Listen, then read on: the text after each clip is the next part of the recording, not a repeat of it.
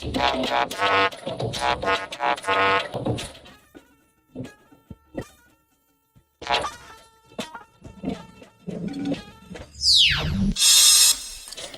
a common front to tackle economic challenges in West Africa, Buhari charges bankers as CBN raises monetary policy to 13%. This decision has been taken because we felt that there may continue in the next couple of months to be an aggressive acceleration in inflation. Watchers race to Aso Rock on the scale. EFCC storms his Abuja residence as anti-graft agencies and tax officials meet INEC on keeping politicians on the watch. We need to begin to check and to make it clear that we will not take anything for granted. Plus, end to university strikes in sight. FG begins payment of arrears. As a matter of fact, the universities are getting 23.5 billion. Hello and welcome to NTA Network News. I am Ian Ray. John Adela Komiakere joins us from Lagos. Many thanks for joining us. And just before we begin, it's good to know that you can follow this news broadcast live on our website, nta.ng/live, and all our social media platforms displayed on the screen for updates. Now we begin from the State House. Banking institutions in West Africa have been tasked to effectively collaborate and chart a pragmatic course towards tackling economic challenges confronting the sub-region. President Muhammadu Buhari threw the challenge while granting audience to the executive members of West African Bankers Association. State House correspondent Adamu Sambo has the details. Founded in 1981, the West African Bankers Association is the umbrella body of more than 250 banks and 15 institutions across West Africa. President Muhammadu Buhari said the sub-region must find a common understanding and ground to address low access to financial services and recovery from the COVID-19 pandemic. He noted that for many centuries, African countries have traded with one another without a formalized and structured system, even when global trade has become more complex and organized. The Nigerian leader, however, expressed confidence that the rollout of the African Continental Free Trade Area would be a turning point in how African countries trade with each other. As he puts it, during the closed-door engagement, we will turn the page by deepening and expanding our industrial capabilities, export less of what we have been endowed with, and convert larger portions of these resources into finished materials. He declared that the ability of the sub-region to overcome the current phase of its development lies in the resolve by all to work jointly via the regional and sub-regional organizations and reach a common understanding to fight against a common enemy.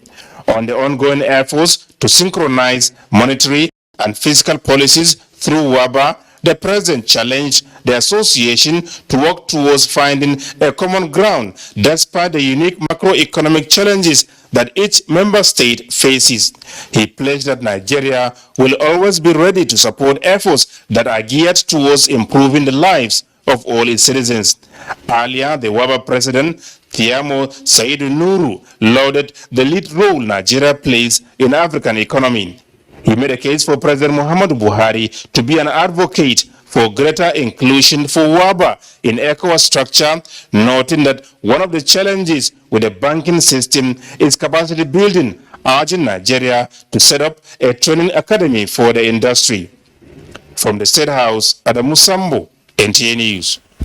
Meanwhile, President Muhammadu Buhari has been conferred with the Chartered Institute of Forensics and Certified Fraud Examiners of Nigeria Global Integrity and Anti-Corruption Award of Excellence. The honor was bestowed on him by the Governing Council of the Institute's Board of Trustees during an advocacy visit to the nation's seat of government. Again, State House correspondent Adamu Sambo reports.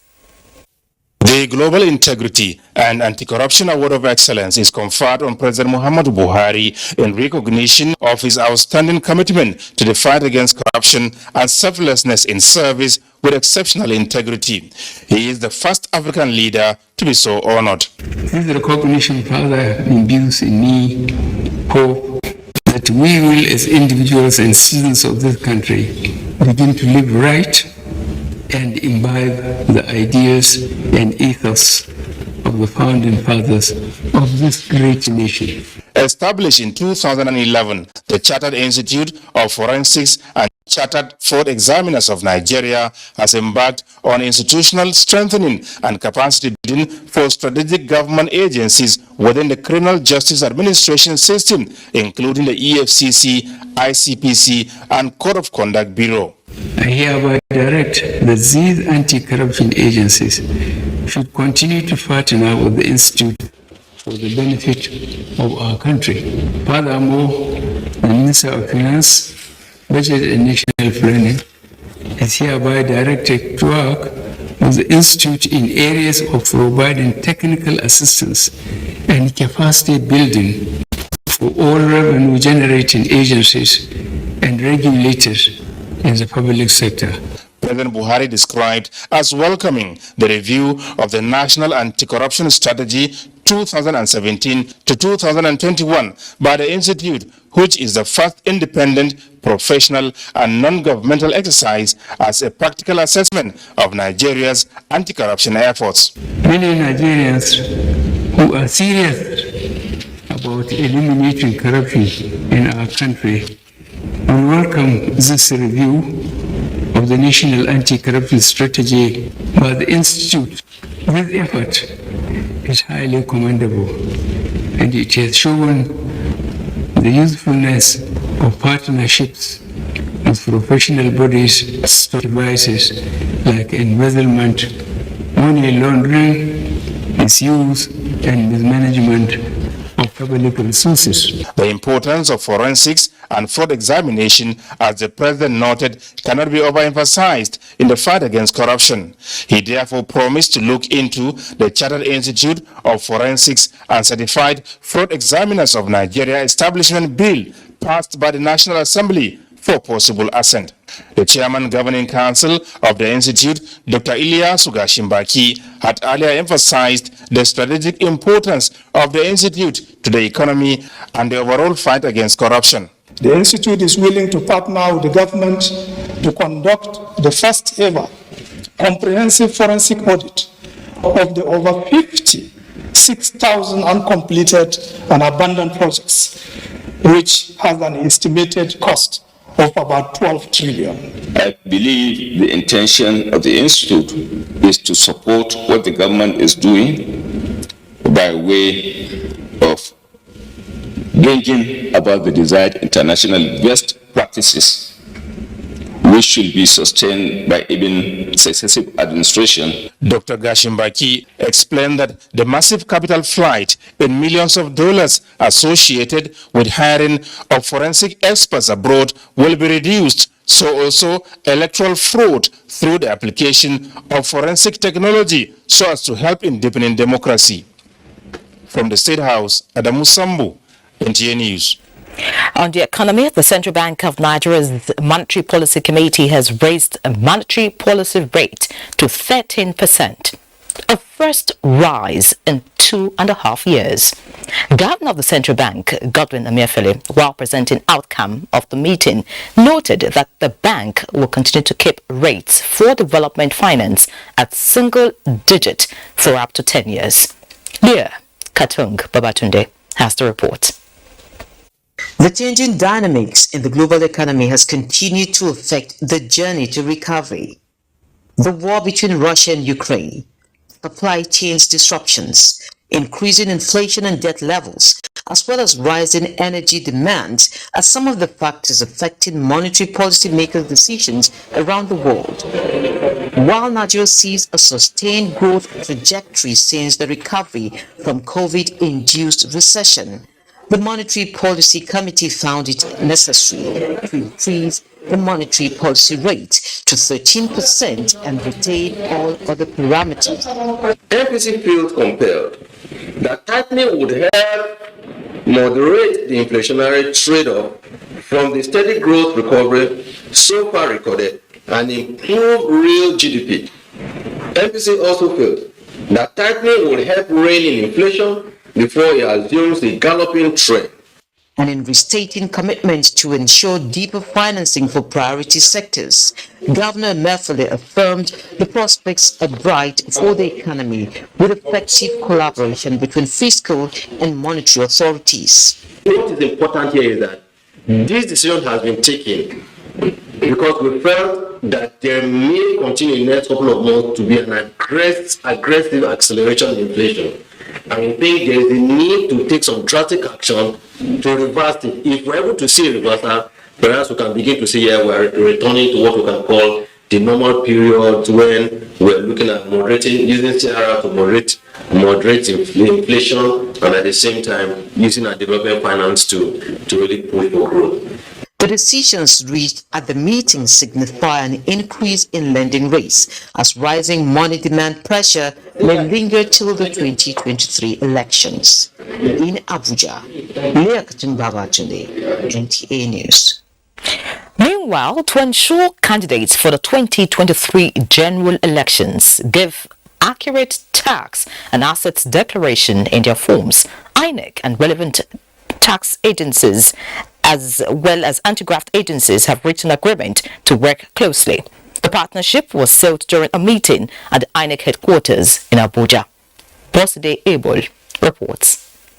An uncommon meeting, one may say. The INEC chief playing host to chairman of the FIRS, ICPC, Code of Conduct Bureau and the Joint Tax Board. A meeting with 2-point agenda. First, the issue of tax compliance by political office holders, especially those seeking elective offices in the 2023 elections. Another was the giving of false information in their asset declaration forms. So these agencies are putting administrative and tax nest in the best of shape. Anyone whose tax status is not in harmony with their declared assets should not be entrusted with public office. Refusal to do that shows that such a citizen has no concern for the fate of his country. We need to begin to check and to make it clear that we will not take anything for granted. For INEC, it's an initiative to sanitize the fraud in the electoral system, and the necessary contact will be established with tax administrators and the anti-corruption agencies to keep the politicians in a close check going forward. Leadership comes with enormous responsibilities, and persons entrusted with that responsibility must respect the constitution and laws of this country. With Nigeria's 8% tax to gross domestic product ratio among the lowest globally and the second lowest in Africa, these stakeholders believe reorientation and reconstruction of Nigeria's tax culture will further boost the nation's tax revenue base. In Abuja, Boss said able. NTA News. And in the related development, the operatives of the Economic and Financial Crimes Commission, EFCC, on Tuesday, May 24, surrounded the residence of the former governor of Imo State, Rochas Okorocha, located at number 3, Nyasa Close, Maitama, Abuja, to effect his arrest. The head of media and publicity of the commission, Wilson Wujarin, says the move followed the refusal of the former governor to honor invitations after a jumping administrative bill granted him by the commission. In January this year, the commission filed a 17-count criminal charge bordering on diversion of public funds and property to the tune of 2.9 billion naira against the serving senator. Attempts to arraign Senator Okorocha were twice stalled owing to his absence and evading service of processes. Mr. Wojarin says the commission is left with no option than to effect the arrest of Senator Okorocha and bring him to trial. In other news, the Minister of Labour and Employment, Chris Ngige, says consequential adjustment arising from the 2019 minimum wage arrears are being paid to striking university workers as part of efforts at resolving the ongoing strikes in the nation's public universities. Ngige stated this while responding to questions from the media on the progress so far. agencies and committees we set up there, they turn in their report after a fortnight, which is this weekend. And those committees are working. The ones on NIDA, they are working. They are testing the 3 platforms, IPs, UTAS, and then UPPPS. The Salaries, Incomes and Wages have issued their circulars that were needed, amendment circulars, copies. Unions also have copies to take care of the responsibility allowances and hazard allowance wherever it has not been properly captured. We are also aware that government has started paying the arrears of minimum wage. They started last Thursday, and as a matter of fact, the universities are getting 23.5 billion. So the polytechnics, I think about 6 point something billion, and colleges of education 4 point something billion. So aggregately, the government is paying about 34 billion to that education sector in terms of minimum wage arrears. Consequential adjustment. The consequential adjustment of minimum wage is one of many concerns raised by the 4 striking university workers. Now time for our first break. Please stay with us. Thank you for staying. The 2023 general election is adjudged a defining moment in the political history of Nigeria. With that in mind, key players say Nigerians must elect candidates with vision, clear and achievable targets of national interest. This was at a media engagement by some presidential aspirants with the media in Abuja. Charles Alpha brings us details. What we want. Majority of the 2023 presidential aspirants were expected at this interactive engagement, but just a few turned up. This is a platform bettered by the drive for a new Nigeria, where those vying for the office of the president would interact with Nigerians on how they intend to address issues of insecurity, poverty, unemployment, and more. I have what it takes to do the needed change. We must unite as one. As aspirants talk about their manifesto, New Nigeria Dream Initiative is creating a template that will enable electorate to make informed decisions about who governs them come next year. You come to tell us that you have a vision, you must have provable pan-Nigerian spirit. Our rulers, our leaders, our politicians have to change. And they cannot change unless we change. I believe that no man is good enough to decide who should govern you. You take that decision by yourself so that you'll be able to live with the outcome. With the party primaries around, delegates on their part were advised to put their nation first rather than self. The process of electing who becomes a flag bearer of a political party should not be left alone in the hand of delegates. So there's need for public participation in the process and interacting with them. How to mobilize and help INEC create more voter education that will bring about more citizen participation in the electoral process and election of credible leaders were also part of what this platform is all about. Charles Alpha, NTA News. Similarly, the role of the media in ensuring good governance is sustained within the Nigerian polity and still a major subject of discourse. Abdulmalik Hassan reports that another round of the debate surfaced at the unveiling of the 6th anniversary of the Presidential Diary magazine in Abuja. We cannot have good governance without having democracy. Moments shared with intellectuals may be of different ideology, but here for shared values of what democracy and good governance entail.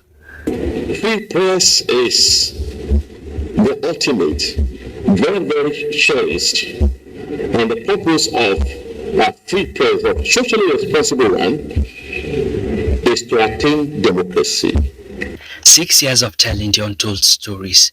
Through its monthly publications, the Presidential Diary magazine is celebrated with the concept of detailing the role of media in influencing the electorate. Critical decisions that affect people on a day-to-day basis.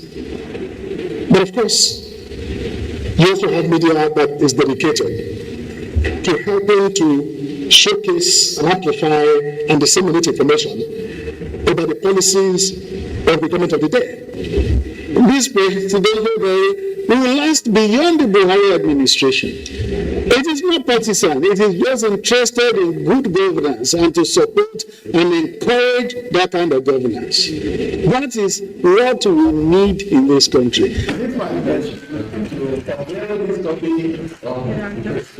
The moment was used to unveil the latest edition of the manual entitled 6 Years of Communicating Good Governance, while awards were presented to a selected few for their role in achieving success of the diary.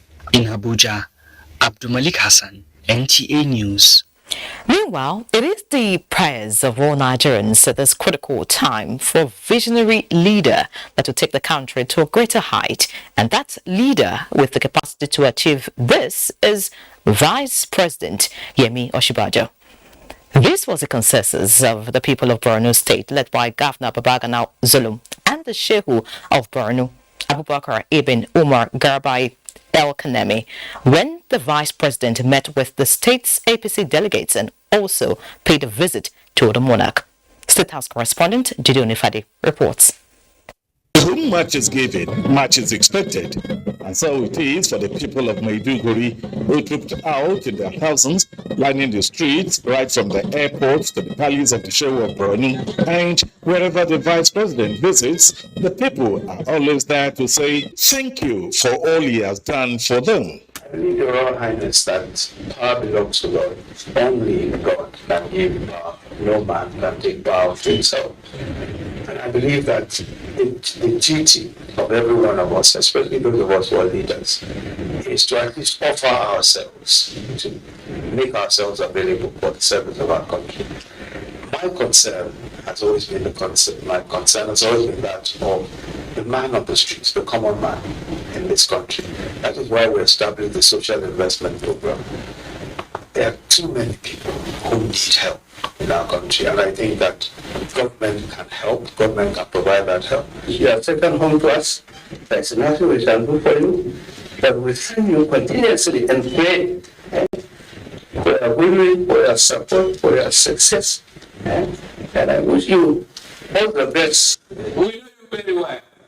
At the meeting with the state's APC delegates and stakeholders, the people say the Vice President has always been there in support of the people and ready to provide necessary assistance to the state's government. We believe that your leadership will be an asset to Nigeria. What next we need to support is coming. We need people of greater repute, greater intellectualism, not to call of your humble servant, but because of the nation. So far, Vice President Yemi Osinbajo has visited about 30 states, engaging APC stakeholders and delegates across the country. From Maiduguri, Jide Onifade, NTA News.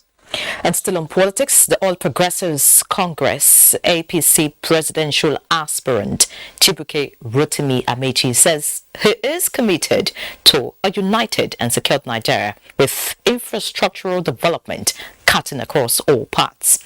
He made a promise while soliciting support from delegates from Borno, Katsina and Yobe states. In the past 2 weeks, the APC presidential aspirant Chibuike Rotimi Amechi and his entourage visited APC stakeholders in 33 states and the FCT, where he spoke passionately about his vision for a better Nigeria. When you walk to drop your vote between you and your God, ask yourself, beyond the little money I get from politics, what is I got? We need to get back our primary school where our children can attend. We need to get back our secondary schools, not to create rich men who don't have access. In Maiduguri, Borno State, the governor, while acknowledging the achievements of Amechi, says the country needs a leader who will tackle corruption. There's no corruption in the nation. And then we address the issues of corruption in Nigeria. In Katsina, Governor Aminu Bello Masari pointed out the areas the incoming administration should focus on in his state.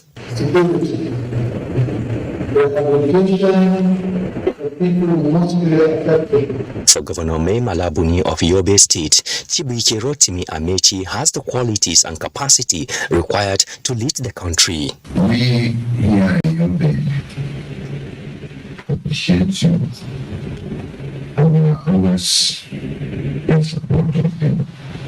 The royal fathers from Borno and Damaturu offered their blessings. Still talking politics, the first civilian governor of old Anambra State, Senator Jim Nwobodo, has endorsed Dr. Peter Umba from Nkanu East Local Government Council area as the preferred candidate of the PDP for tomorrow's governorship primaries. Senator Nwobodo was speaking to journalists at his country home, Amechi, Enugu. James Okorokocha has details.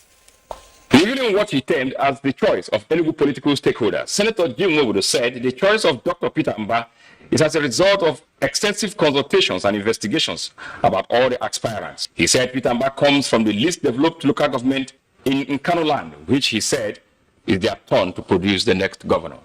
I looked at a number of them, and many of them I've spoken to, and I've come speaking to them privately, and we have had meetings. And I was looking for somebody whom I think will develop a new state the way it was when I left it. I found a young man, and that young man is Peter Umba. Senator Nwobodo said, as the oldest politician in Enugu State today, he is appealing to all the delegates to choose Peter Umba, who he described as a successful oil magnate and a man of peace, who will continue the peaceful disposition of the incumbent governor, Ifeanyi Ugwuanyi. So we need somebody who will develop the private sector, where people can go to do their own work. Create, this is the era of innovation. When asked about other aspirants, he said they have all agreed to accept the choice, but was quick to appeal to Senator Ike Ekweremadu to subpedal in his ambition. And anybody that will succeed in rule must bring peace. Continue with the peace he has set up in the state. The governorship primaries of the People's Democratic Party comes up tomorrow, Wednesday. Dr. Peter Umba is the chairman and managing director of Pinnacle Oil, one of the leading downstream oil companies in Nigeria today. From Enugu, James Okorokocha, NTA News.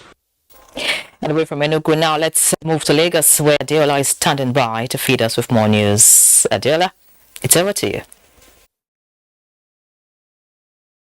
Thank you, Inyara.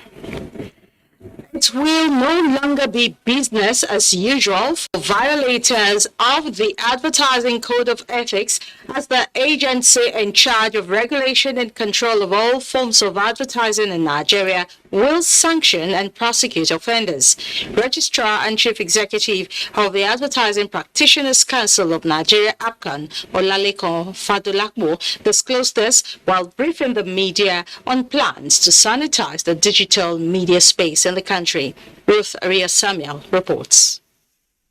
Increase in digital media activities in Nigeria and accessibility of online media platforms, which birthed the new media, has exposed the ecosystem to huge threats of unethical, unwholesome, and provocative advertising and marketing communication materials capable of inflaming crisis, misleading the public, and promoting moral decadence in the society. To ensure compliance of online advertisement with the provisions of the Nigerian Code of Advertising Practice, Sales, Promotions, and other rights and restrictions in the practice, regulatory body, Advertising Practitioners Council of Nigeria, APCON, is applying the big stick to sanitize the industry of illegalities and abuse. Up till now, APCON has not prosecuted anybody criminally for practicing advertising. Now, we are going all out to ensure that we clean the space. So everyone caught practicing advertising that is not registered will be taken up. The registrar disclosed that the House of Representatives has passed a resolution and directed APCON to effectively monitor and regulate online media advertisements. The heat up in the political space in preparation for the 2023 elections, APCON says, is planning to engage stakeholders at all levels to ensure political advertisements are vetted and approved by the appropriate authorities. We have commenced enforcement, and we are saying that all politicians should ensure that they submit their advert for vetting before exposure, in line with the advertisement APCON law. The agency, however, reiterates that it will clamp down on all individuals and organizations that engage in advertising without being licensed by APCON. In Lagos, Ruth Ariel Samuel, NTA News. 13 categories of awards recognizing excellent performance and hard work of practitioners in the broadcasting industry are to be given to operatives. Chairman of the Broadcasting Association of Nigeria, BON, Mr. John Ube, made this known in Lagos at an event to unveil the logo of the awards. Samuel Johnson reports. Since its establishment in 1973, the Broadcasting Organizations of Nigeria, BON, has coordinated the industry with meaningful impact.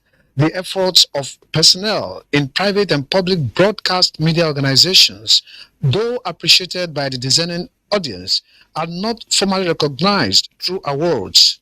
This informs the Nigerian Broadcasting Awards, an initiative of BON with over 300 member organizations. You have sponsors that we're reaching out to that are going to support us. This is one, think about it, the awards will probably be on every TV and radio station in Nigeria. So there's nothing bigger that will be out there on the day of this awards. So we see a lot of support coming from sponsors, from corporate organizations, and just from well-wishers who want to see professionalism in the industry. Chairman of BON says the award ceremony scheduled for October 2022 is to reward excellence and further promote national development through the hardworking operatives. Chief executives of private and public broadcast media organizations, including the Nigerian Television Authority, NTA, represented by the Executive Director Engineering, Moses Opanachi, attended the unveiling ceremony. In Lagos, Samuel Johnson, NTA News. Do not forget to follow this news broadcast live on our website at nta.ng/alllive and on our other social media handles displayed on your screen for updates. There will be more reports after this break. To stay on. Glad to have you back. Women should prove their capacity for high offices through hard work, resilience and dedication, rather than soliciting special recognition or consideration for positions on gender basis. This was part of discussions at the 7th valedictory lecture series of the Federal Road Safety Corps with the theme Women in the Workplace, the FRSC Experience. Oyemi Ajayi brings us details. Over the years, women have proved beyond doubt that their roles in complementing their male counterparts goes beyond the four walls of the home. Women have risen to the top in the corporate world and show that they can favorably compete in other spheres of endeavors. Ojeme Ewujapo, retiring after 26 years of active service with the Federal Road Safety Corps, is of the view that women should not wait for positions to be given on a platter, but with dogged and resilience sufficient to attain their desired heights. For women in the workforce, when you want to get to the top, you need to work at it. The first thing you must do is to have a disciplined cell, looking positively of enhancing the elevation of women to high decision-making positions. The female gender is unique in their characteristics, in their proficiencies, in their strengths and their weaknesses. Extolling the virtues the retiring officer had exhibited over the years, the Corps Marshal Baboye Oyeyemi echoed that women in different fields of endeavor have become models and deserve shots at various leadership positions. For Ojeme, who has proved her worth by becoming the first female to attain the position of a Deputy Corps Marshal of the Federal Safety Corps, the hope is to see many other women in the positions of authority as she pulls out of service and hands over a position to another woman. In Abuja, Oyeyemi Ajayi, NTA News. Now let's have a bit of business with Benny Adams, who's right here. Benny. Thank you, Henry, and welcome to Business. The Central Bank of Nigeria says the country's sovereign debt has not been delisted from the JP Morgan Bond Index. The Apex Bank said the bond was only downgraded from overweight status and it should not be blamed for the removal by the US-based investment bank. Classified Nigeria's rating, I would say, was classified from overweight to market weight, which is just a mere classification of our size in the index, taking to a rating agency changing your outlook from being positive to stable. In the first quarter of 2022, Nigeria's foreign reserves fell to $39.5 billion. And moving on, the National Stakeholders Working Group of the Extractive Industries Transparency Initiative, NTA, is advocating social inclusion and environmental accountability in the extractive sector of the nation's economy, while advocating stronger disclosure of payments and revenues from extractive resources. The issue of gender inclusion in reporting extractive industry was central. Key to national planning, they are key to solving problems in our society. Environment is the core of extractives and should be part of the ANTI reporting. And on the capital markets, transactions on the floor of the market closed negative, with the NGX All-Share Index depreciating by minus 0.82% to close at 51,949.64 basis points. Market capitalization stood at 28.006 trillion naira, 720.1 million shares valued at 8.8 billion naira exchange hands in 6,096 deals. Etisalat, Jais Bank and Access Corporation led the activity chart in value and volume. That is Business News. Network News continues after this break. Welcome back. Let's now have a bit of sports news with Enojo Adiko as our guide.